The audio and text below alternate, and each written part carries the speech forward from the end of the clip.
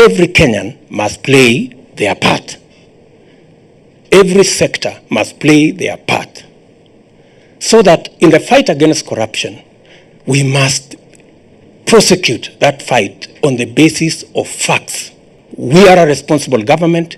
We have engaged every arm of government to make sure that public resources are safe, and therefore the correct information must be used as we target the fight against corruption, so that we can nail the true culprits.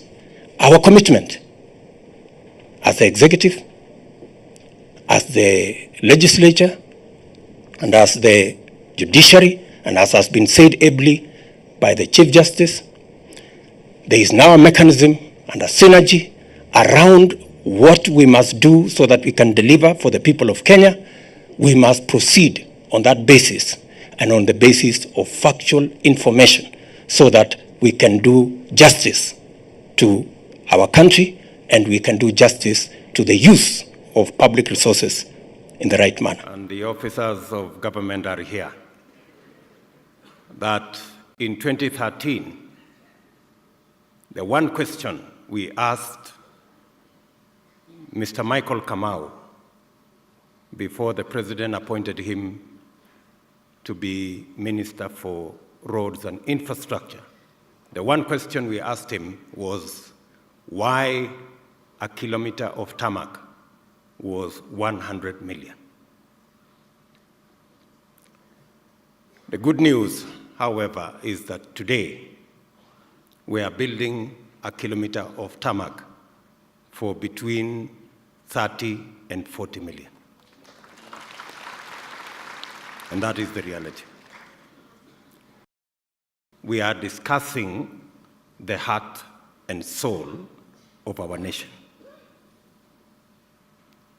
I know when you undertook the exercise to build the infrastructure to fight corruption in our country, when you set aside money, both financial, technical, the infrastructure, and the human capital to fight corruption, many people did not believe that there was anything different that was going to happen. In fact, many people told us, you are doing more of the same. But today, there is an appreciation in Kenya that the building of the institutions charged with governance, from the office of the DPP to the office of the DCI, there is an appreciation that something different is happening. All of us have made commitments. And I like this conference because it is less of finger pointing and more of appreciation of where we are and what we need to do collectively, together, to deal with the challenge of corruption. That those of us in the national executive, from myself to the lowest level, will stand behind Uhuru Kenyatta as he prosecutes this charge on the matter of lifestyle audit. I am probably the only person who has already undergone that exercise. Well, some media houses have already carried out a lifestyle audit. But on me, the only problem is that they stopped at one person. I wish they could continue to the next even as we wait for the formal exercise to begin. And there is a difference between the fight against corruption and the politics of corruption. These are two separate things.